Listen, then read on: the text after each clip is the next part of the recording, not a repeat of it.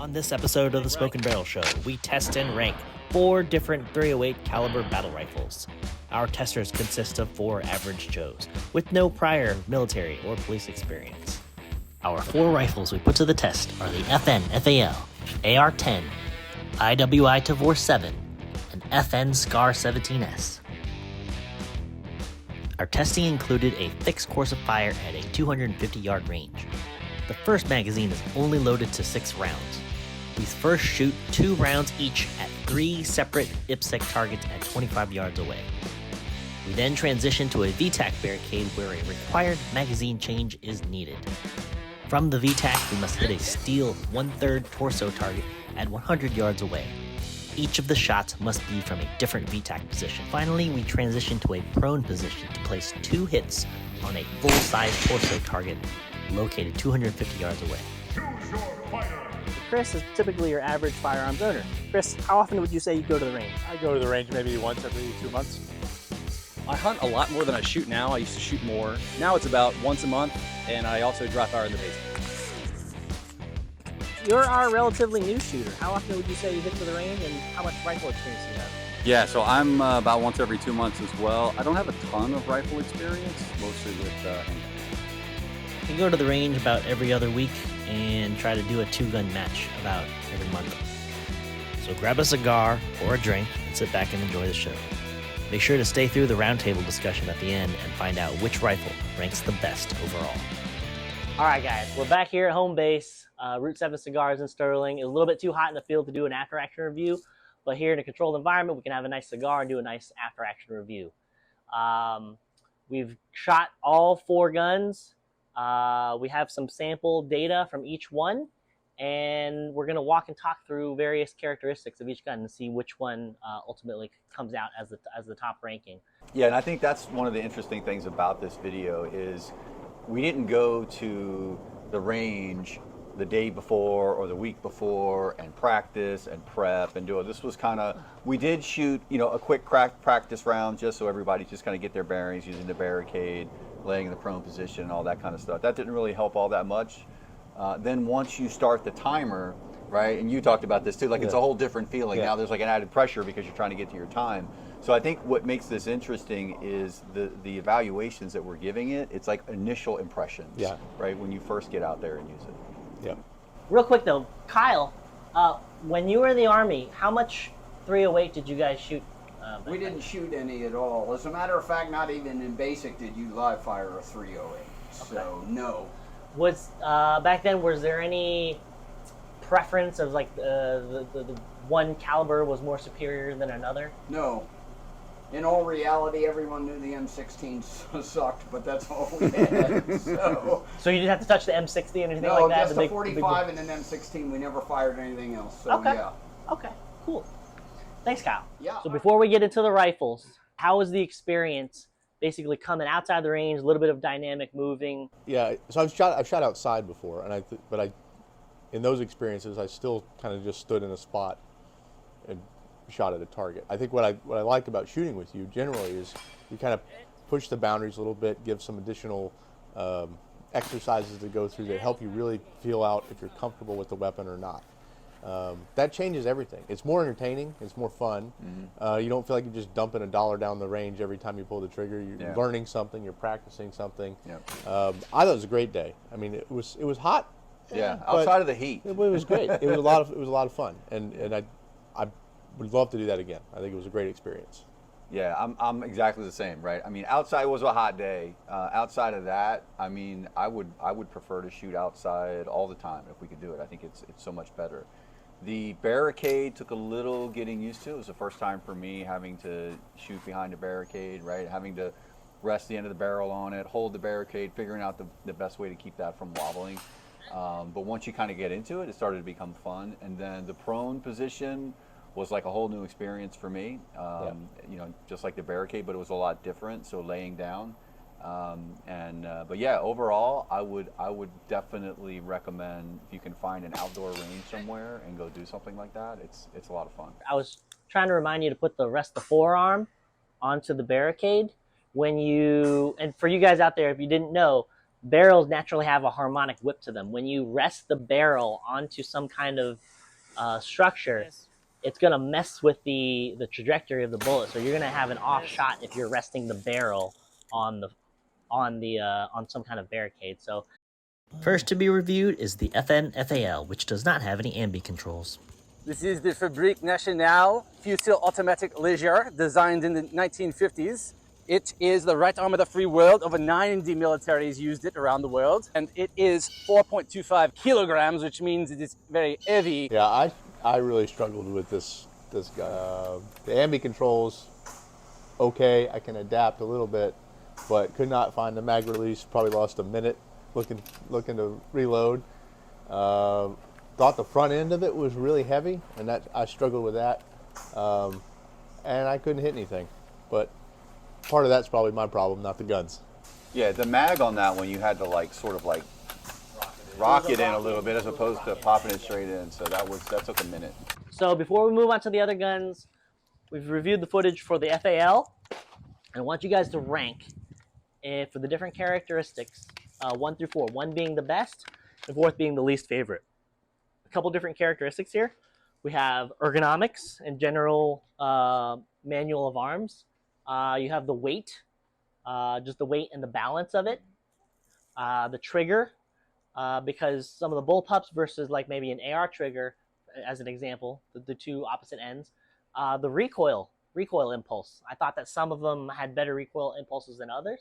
And then just the general accuracy out at range and also up close. So starting off with the FAL. Objection! I must protest. You Americans do not. These categories are out of line. The categories are totally out of line. You have totally ignored aesthetic and tradition. I must protest. We should add cool factor at the end. Touche. All right. Yeah, you beat somebody over the head with that thing. Yeah, too. That's yeah, the other advantage. So, Yeah, again, I felt on the weight side of it, out of the 4, I'd probably put it at the bottom because it was the heaviest. And so when we're outside, we're moving around. It was the heaviest to move around. We're laying it up on the barricade. That seemed to be a little bit, so I would rank it kind of low there. Chris, how did you rank and fare the FAL? The recoil, I'd probably give that a 3. I did feel like of the ones we shot, it had the most punch on the recoil. Dave, your gun, your FAL, you're gonna have your preferences. Yeah. But how was the ergonomics for you? Yeah, I mean, mine aside, we need to be honest with this. I mean, this is a 1950s design, so certainly on ergonomics, I'll easily give it a 3. Probably would be a 4. I'll get to that later when we talk about the Tavor. When it comes to weight, I mean, it's obviously the heaviest, so there's just no question it's going to be 4 no matter what. That's just physics. It's kind of an unfair comparison to modern ones. So in terms of ergonomics and manual of arms, I'd put it as a 4. The weight, it was also the heaviest. So again, it's a 4. Can I ask a question? Yes, sir. In the sort of rifle market for that weapon, how popular is it compared to other rifles, right? I mean, it does, it's a different style gun, it's heavier, it's old school. So what's the practicality of that on the market today? Like, is that something that's popular? It still has a bit of a cult following, wouldn't you say, Dave? Oh yeah, cult following, mostly right arm of the free world. It's the capitalist battle rifle. So that's kind of cool for some folks, certainly for me. I would say, like, didn't it prominently feature in a video game? I'm not much a video gamer. Mike, so to answer your question, kind of like the AK, it just has that pop culture, that cult following. Yeah. The FAL is of the similar vein. It's like people right. Seek it out, even though it's old and outdated. It just has that cool factor.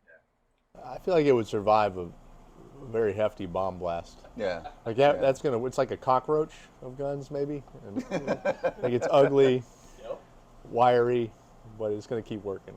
All right, moving on to the SCAR next. This seemed to be the second best times across the board for the 4 of us. Yeah. I liked it. It feels like it's got a little more gadgetry to it, right? If I remember correctly, I think my accuracy was a lot different. I think I was a little bit better with this particular gun. Overall, it was lighter. so it was a little bit easier to handle. I think aside from being a lefty and trying to adjust with that, I thought it shot really well. I liked the balance. Was relatively familiar with the controls. Yeah, very similar to AR controls. Yeah. Did anybody get caught by the charging handle? It's got a reciprocating charging handle. I warned you guys beforehand. Yeah. No. Dave, Mike, Chris, you guys any issues there? Nothing with the charging handle, although this is maybe, I think, related to it being a right side eject with a left-handed shooter. I did catch a lot of brass off of this one. That's a good point. It Chris. caught me a couple times in our warm-up on the back of the shirt, but during the shoot, I got one stuck in the collar, and that was fun. So I got a scar from the scar. Chicks dig scars. But Well, you said in the video, chicks dig scars. chicks so. do dig scars. The weight, I'd give it a 1. I thought it was really, it's got weight to it. It's a 308, right? But it was balanced. It was easy to maneuver. I'd say the recoil for that one was probably a 1. That one probably felt the best. But yeah, it was surprisingly nimble. It's kind of a big-ish gun. It's got a lot of like polymer plastic, kind of a shell, but it was surprisingly nimble for its size. Yeah. All right, let's move on to the AR10. Shooting the AR in 308, otherwise known as the AR10. It's actually the big brother to the AR15. This was actually used by Special Operations until it was replaced by the Star. This felt the most comfortable for me, right? This is, it's the AR platform. Chris, your run. Yeah, it's a little. I mean, AR-10 is a little unfair, right? Because I got a 15. Yeah. Same platform. All the controls are the same. Doesn't matter if you're left or right to me. Let me jump ahead to the Tavor. IWI Tavor 7, which is stepped up from 5.56, chambered in 308. Developed in the 2010s. This is a bullpup action rifle, which means the action is in the back. That's what she said. Yeah. Yeah, so for me, if somebody gave me this weapon, I probably wouldn't keep it, right? It felt awkward. And I'm sitting next to the guy that has it sitting next to him. It's like a Taylor Swift album. You wouldn't keep it. No, not at all. But it wasn't comfortable. It was short, right? Because you can't extend the end of it, and so yeah, it was very awkward, and was not all that great to shoot. It was The forend. Let me pause on that topic for a minute. So with it being so short, and the Tavor has a relatively chunky forend, I think all 4 of us had a little bit of trouble putting it through the VTAC barricade. We actually had to modify the course of fire a little bit. You couldn't fit it through the narrow slots in the Tavor, which is odd because it seems like it's built for like a CQB scenario. Right. And you couldn't really put it through the port without resting on the barrel. Yeah. So that was kind of an odd finding. Yeah. Even resting on top of the barricade was tough because there wasn't enough forearm to get there. I'm used to resting something about 5 or 6 inches forward of my hand, and that wasn't possible. What was you guys' experience on the shortness of the Tavor? Well, I think you mentioned it already, right? It's weird that it's designed for close quarters, yet you can't port it through the barricade, right? There's nothing to rest it on. Adding if you had the extra foregrip on the front, it's going to be even worse for fitting through a barricade. It's not going to get better. That would get worse. But I think depending on what you're using this rifle for, it doesn't have the long barrel on it, right? So in certain situations, right, if you're looking for home defense or something, like that can be a plus. Yeah, and you can see I'm struggling with the scope a little bit too, again, because everything is so compact. I can't get it, I couldn't get it lined up. So here we go, proned, and I actually can't get comfortable, right? My eye was right up against the glass. Right up against, and if I had fired it, it was gonna go right through my glasses. So. I like this cigar. I like them short and stubby. It was not as comfortable as I kind of expected when I bought it, right? But I like the compact size. I don't do a lot of long range shooting, so that's sort of my use case. Yeah, I was going to ask you, what was the sort of use case for buying that? What was the reason behind purchasing that as opposed to a lot of people go after the ARs? Yeah. What was the attraction for that? For me, two things. One, the compact form factor, and the second is it's one of the few rifles that you can actively switch from right to left. Okay. So right now, when I'm shooting this, it's set up with the left side eject, which is fantastic. And then while everybody else was shooting the other you rifles, switched it. we switched the bolt over. It takes 5 minutes. You'd use the 308 round to do it. It's as a tool, and it's done. And that's really unique and just a pretty cool factor. I think it's also kind of a cool feature. It uses the same SR25 or AR10 308 magazine as the AR. So so that was kind of a cool feature. Yeah. People complain about bullpup triggers because just the way the mechanism is, the trigger has to have a really long linkage. So it adds to a mushy or a less than ideal. It's, compared to an AR triggers, those are opposite ends of the spectrum. I thought the recoil impulse was the harshest. I don't know what it was, but the size, because the weight of the FAL kind of helped absorb some of that recoil impulse. But the Tavor, it was a little bit jarring. It was kind of shocking to. It kind of beat you up a little bit. Yeah, it was also the largest, right? As far as the end of it, it's bigger than any of the other. The stock area was the chunkiest. Yeah, it's got the most. Yeah, she's fat. I mean, she's a big girl. Does she have a name? Tavor Swift. Tavor Swift. Oh, yeah. She's like 15 pounds. You know, she's a heavy. Tavor, Mike, how would you say the ergonomics I were would there? give it a 7. Can we go below 4? No, sorry. Wow. I would give it a 4, definitely, on the ergonomics. I think the weight, it was not as heavy as the FAL, so maybe a 3 there. Dave, ergonomics on the Tavor. So the ergonomics, again, I can see this becoming a lot better, but for that day, in the configuration it was in, I would say a 4. Weight, balance. On weight, I would say it was a 3. The FAL's definitely heavier, but everything else. There is something to be said for carrying all that weight right next to you, though. Let's see it. I love the form factor. I love the size. The manual of arms took some getting used to. Like you had to hit the little. Chris, can you show the little charging handle release? Once you get a bolt hold open, you have to smack it in the butt right there. Yeah. So it took a little bit of getting used to. Versus it also locks back on the charging handle. You can also slap it, HK slap it style there. And the recoil, like I mentioned, I thought it was the harshest recoil impulse there. Mike, the AR10. How did you like the ergonomics of the AR? So ergonomics for me, out of everything, that was a 1. That had the best fit. I think from a weight standpoint, it was probably a 2. And everything else, I'd probably give it a 1 because that was the most comfortable for me as a sort of, being newer to rifles, and that kind of felt the best. Chris, AR10? Yeah, it's hard to argue. I mean, it is just comfortable, right? So, I think the only thing I didn't like about it was the length, which you could figure out for yourself. So, I might give the ergonomics a 2, but probably 1s across everything else. Dave, AR10? I'm giving it a 1 across the board on every single category. I mean, its weight, it was light. It was light. It was ergonomic. Not to mention, I'm used to the AR platform, so that makes it easier there. I easily shot the best with it. I shot the fastest with it. I think there's good reason for it. I give it a 1 across the board. The one bit that I would not rank it as a 1 is the recoil impulse. The Scar, to me, had the lightest recoil impulse, and it was followed by the AR10 here. Everyone had their best time on the AR10. Overall, the longest time was kind of a mix between the FAL and the Tavor.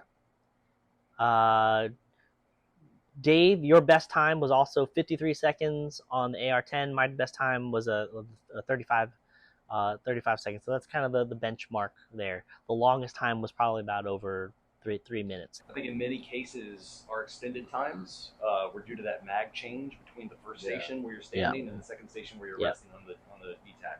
Yeah. The second best times was a Scar, so that's really surprising. Yeah. So between the Tavor and the FAL, generally had the slowest times, with the exception of me, surprisingly. So the Tavor was actually my second best time. So I'm gonna bump my Tavor rating a little bit higher. But the second best time was with the Tavor at 48 seconds. Of the 4 rifles, let me throw in cost in there. So let me see if that changes you guys' opinion of the ranking. So the FAL purchasing today, I think it runs in the mid 1,000, maybe $1,500, $1,600. The AR10, you can get some copies of it. The real Knights Armament SR25 runs about $4,000. The cheaper ones run $800 maybe to $2,000 for a kind of a cheaper copy, and then you can swap in a lot of AR like aftermarket accessories there. The Scar is the most expensive, and I'm curious how this weighs in to you guys' rankings. The Scar runs about $4,000, $4,300. Does that change you guys' opinion? It's generally the second in the ranking here. How much is the Tavor? The Tavor, Chris, you can answer this. I think it's about $2,000. Yeah, roughly. Okay. Yeah. So does the price weigh into you guys' ranking at all, given performance to price ratio?